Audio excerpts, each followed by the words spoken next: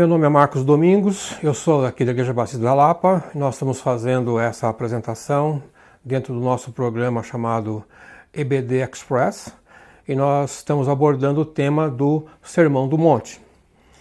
O Sermão do Monte é um famoso discurso, uma aula que Jesus deu no começo do seu ministério. A foto que você está vendo do meu lado é uma foto tirada do Mar da Galileia e mostra um monte que a gente acredita que seja o mesmo, mas pode ser que seja um pouquinho diferente para a esquerda ou para a direita. E lá em cima, se você observar bem, tem umas árvores onde é o topo do Monte das Bem-aventuranças, como nós conhecemos. O texto bíblico que nós vamos trabalhar está em Mateus, capítulo 5, do verso 1 até o verso 11, mas hoje nós vamos trabalhar somente com o verso 8. E o verso 8 fala: bem-aventurado os puros de coração, pois verão a Deus. É a bem-aventurança número 6, puros de coração. No grego, nós vamos encontrar essas palavras aí, para a gente poder ficar preso bem firme na origem da ideia que o Mateus relata isso, né? Então nós vamos aparecer a palavra puros, que é alguma coisa como catarol, e a outra que é cardia, que até a gente já está mais acostumado, porque no português falamos em alguma coisa cardíaco e se refere ao coração. E temos ainda versões que não usam puro, usam como limpo de coração, mas a maioria das versões trabalha com puro, traduz do grego para puro. Muito bem.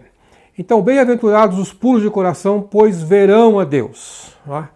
A ideia de puro aqui, da pureza, é alguma coisa que não tem mácula, não tem mancha, é de uma moral irrepreensível. E a ideia é que no nosso interior isso aconteça. Não é?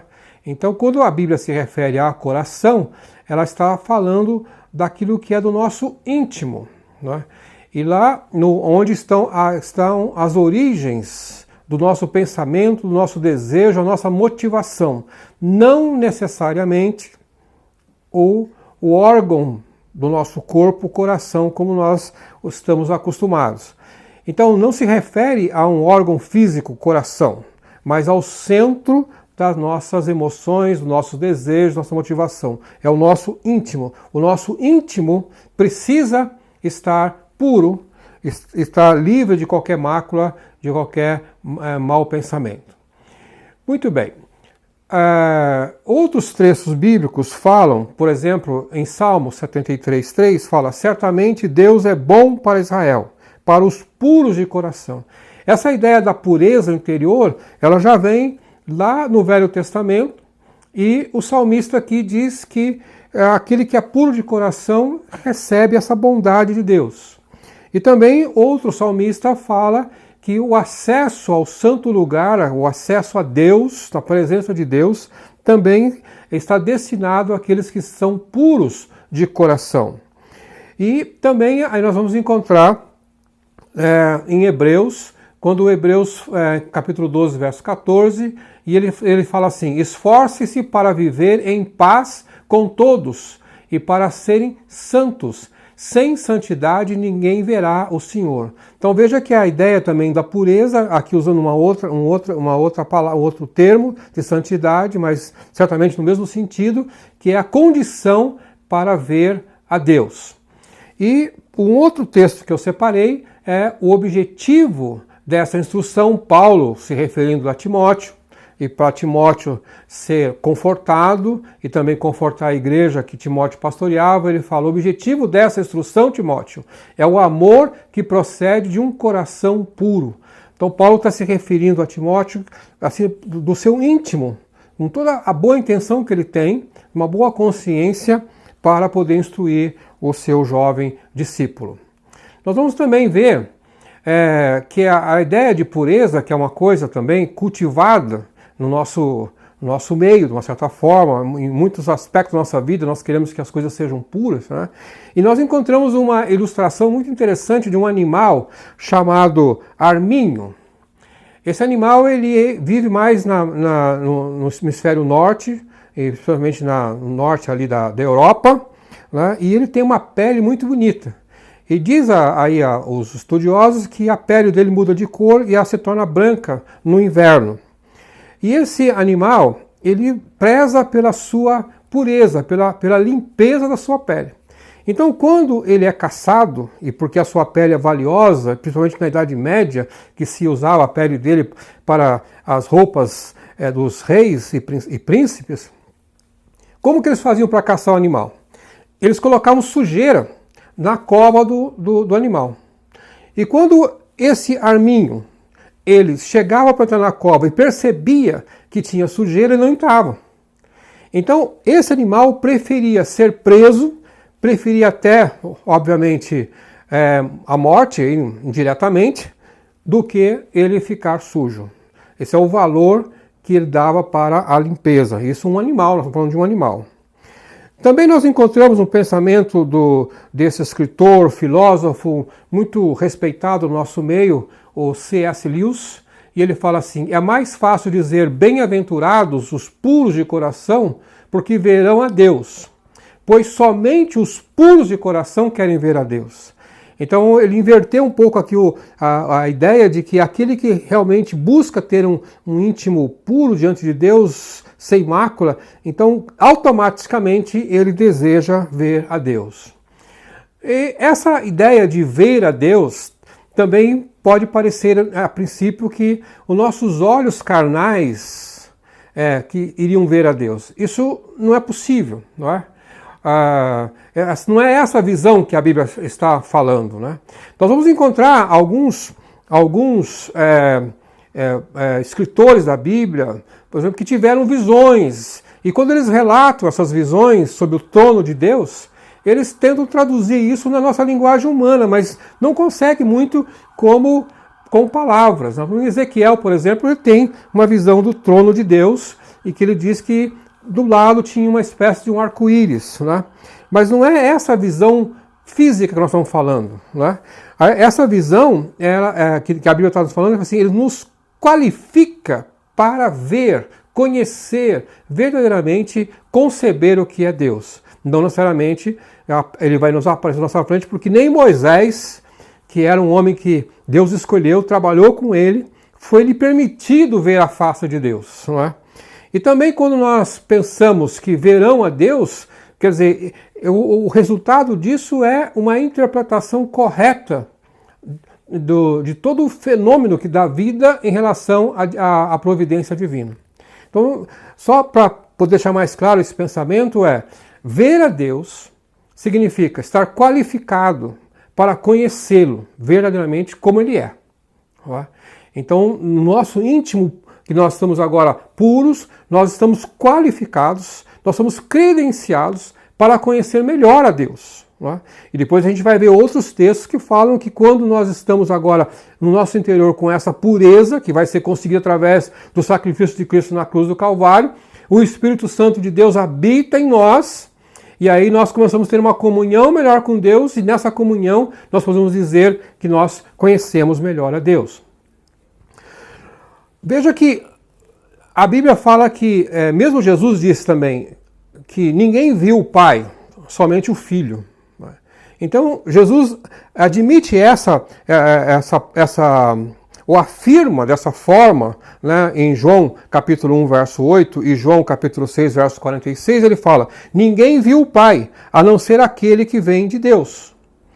Depois ele fala ainda: ninguém jamais viu a Deus, mas o Deus unigênito que está junto do Pai o tornou conhecido. Então veja que não é na visão ocular nossa física, mas numa visão espiritual. E também é uma promessa, né, que nós temos aqui, está no futuro. Eles verão a Deus no futuro. Então, na nossa comunhão com Deus, nós vamos tendo essa visão espiritual, que ela é continuada, que ela melhora na medida que nós temos a experiência com Deus, nosso conhecimento. Mas também, por outro lado, ela tem uma promessa escatológica. O que é isso?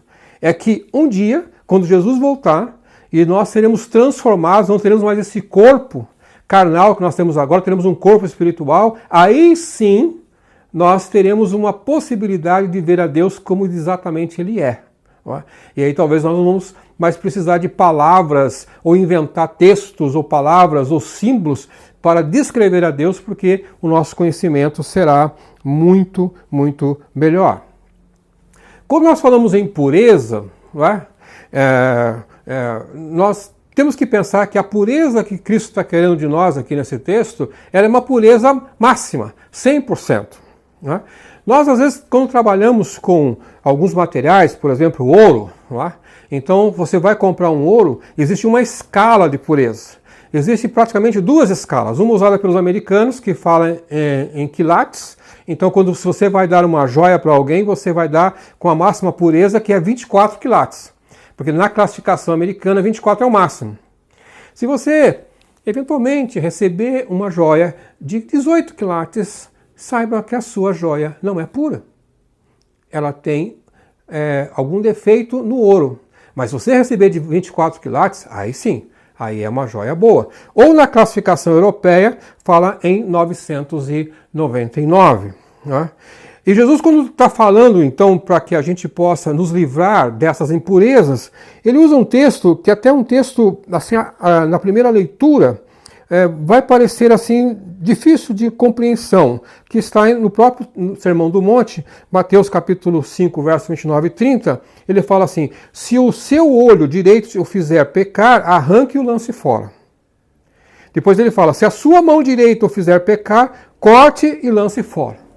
Então, obviamente, se você interpretar isso fisicamente, você vai ser uma pessoa deficiente física. Não é? Mas não é nesse sentido que Jesus está falando. Veja que olho representa o quê?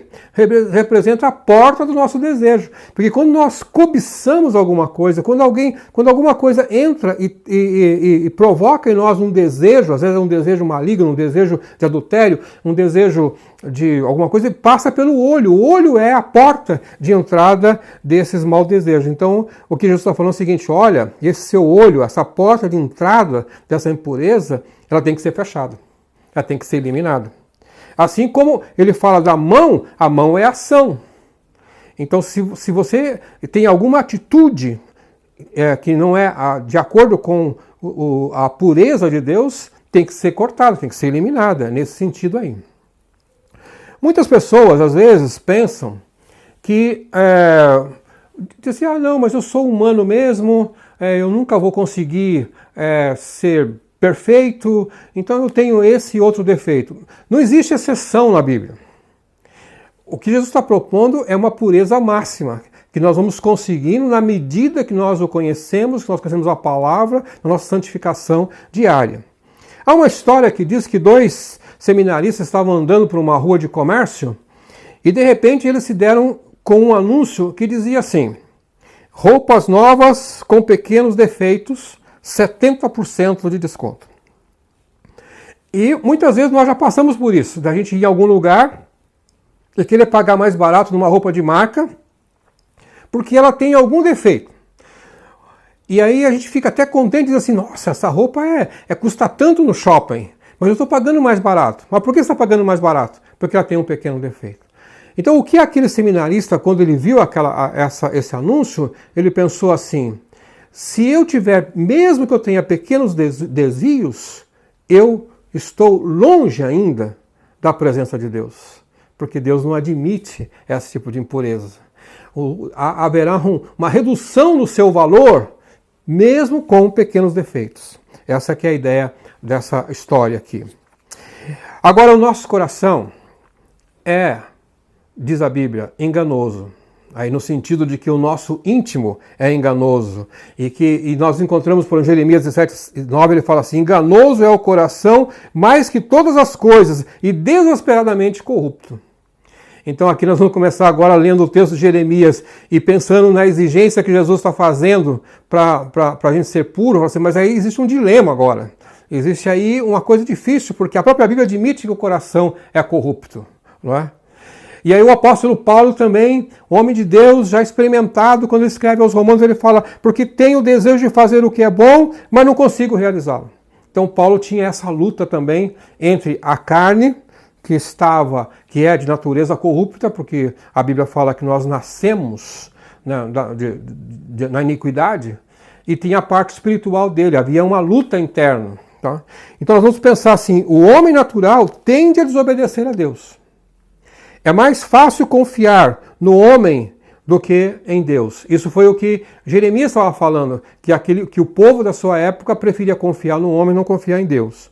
E até Paulo, então, admite essa fraqueza. Há uma luta entre a mente espiritual e a vontade carnal. Como vamos resolver isso? Muito bem.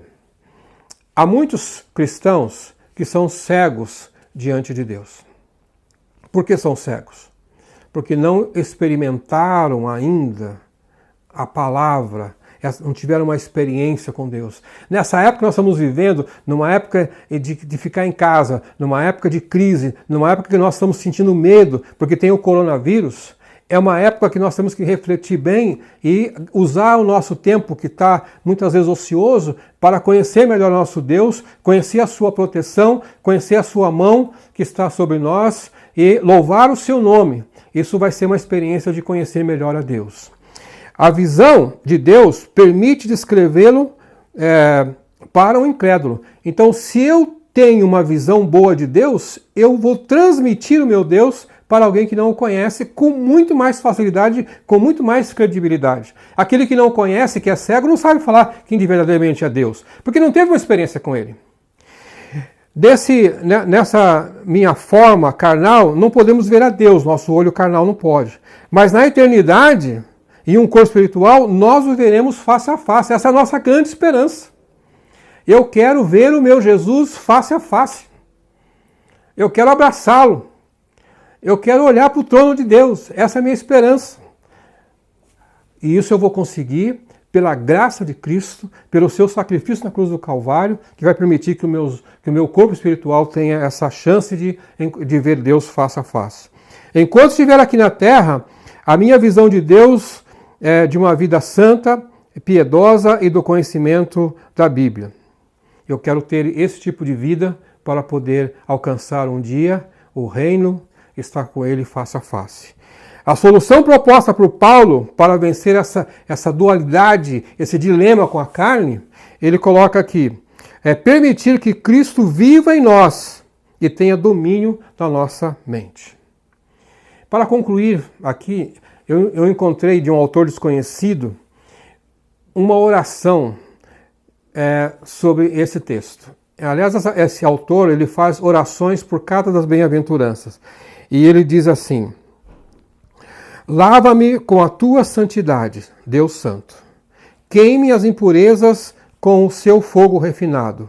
Apresento minhas mãos e meu coração para uma doce limpeza diária da poluição e culpa do pecado. E ao que ele se refere ao Salmo 24, 3 e 4. Separe o precioso das coisas deste mundo que são inúteis, insinceras e profanas. Mesmo que aqui no mundo tenha alguma coisa preciosa, mas se for profana, eu não quero. Essa é a oração de alguém que quer ter uma vida pura para poder ver a Deus. Que Deus te abençoe, que Deus possa fazer você refletir nesse texto que nós lemos e que possa você ter um comprometimento, uma mudança de postura, de ter uma vida mais pura diante de Deus, porque a sua recompensa vai ser maravilhosa. Você vai ver o seu Deus. Deus te abençoe.